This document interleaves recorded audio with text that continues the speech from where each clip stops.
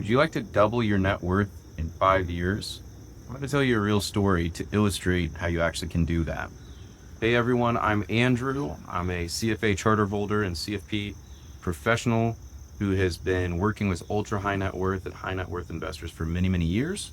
And the goal of these videos is to take the learnings from the thousands of reps that I've gotten with these complex situations and give them to you so that you can apply them to your situation. I am also the owner of Lever Wealth Management that does flat fee financial planning and investment management for individuals. So without further ado, I had a client years ago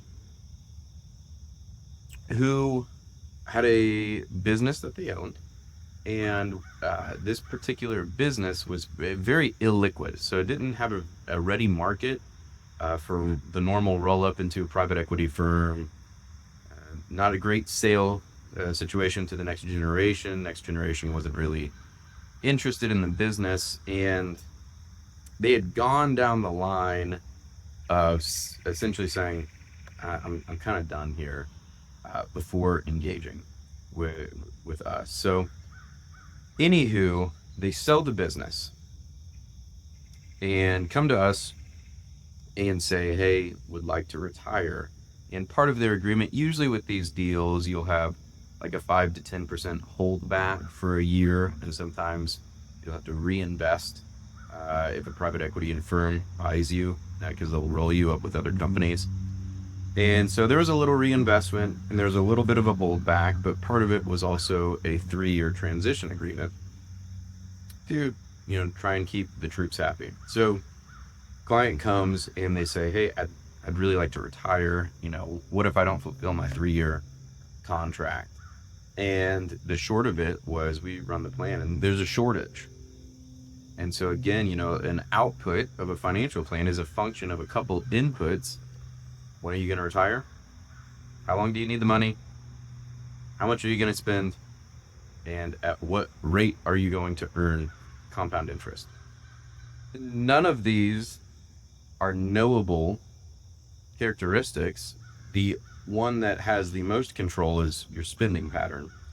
And what we told them was you can spend this, and they go, well, that's just really not realistic for our life. So what we did is I said, hey, you could really juice your retirement probabilities. This is not the words I used with them.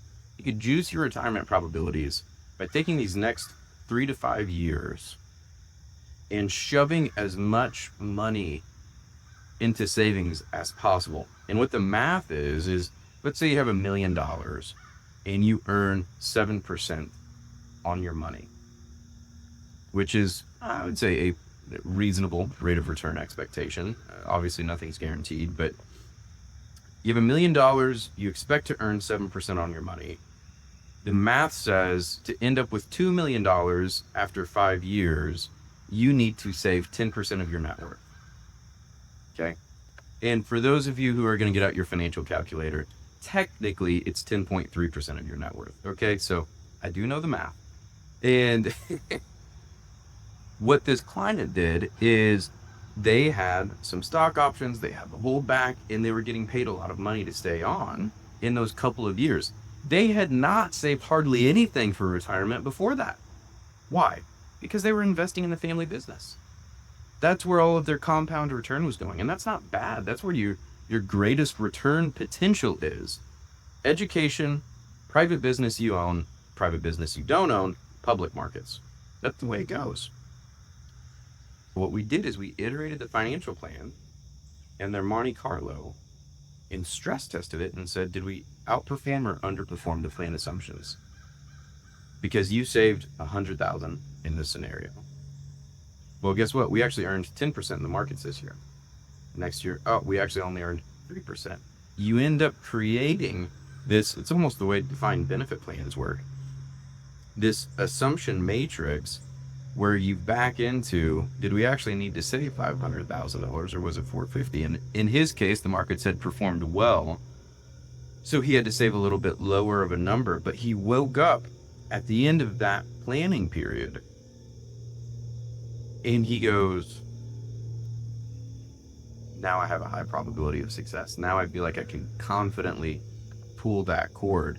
And he wouldn't have been able to do that job for much longer. Usually people don't last that long being an employee of their former business.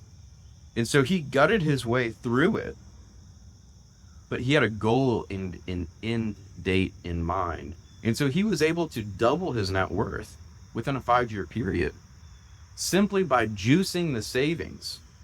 And most people would say, hey, Albert Einstein said compound interest is a wonder of the world. And you need to start early and save early. And that's all true.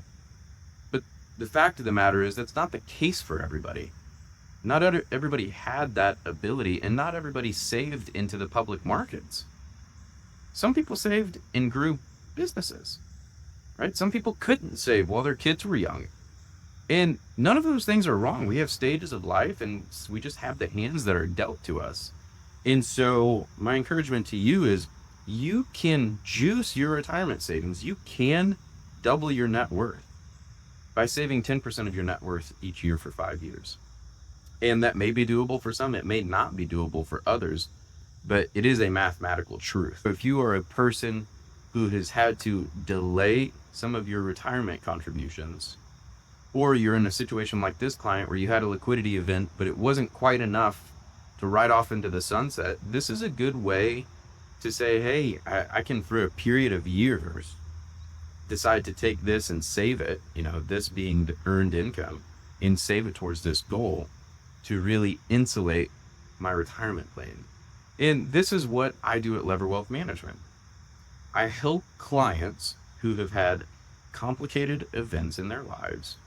We come together, we get a full retirement plan, and we don't just go off, oh, I think things are fine. No, we look at the numbers, we dig into it, and we create this fully functional retirement plan that then creates an investment portfolio that then creates the goals based on what you value in your life, not the other way around. Most places do it the other way around. They say, here's a risk tolerance questionnaire. Okay, you're a 60-40 investor. Here's your investments. And then we input that to the plan to see what the output is. No. What you do is you create a plan around your family values, and then you figure out what goals make sense, and you figure out what investments need to be invested in to meet those goals. So that's what I do every day. I've been having a lot of conversations with you all. I do only have a couple spots left before the end of the year. I will onboard some people next year as well. Hope this story was helpful as well to you. Until next time, thanks everyone.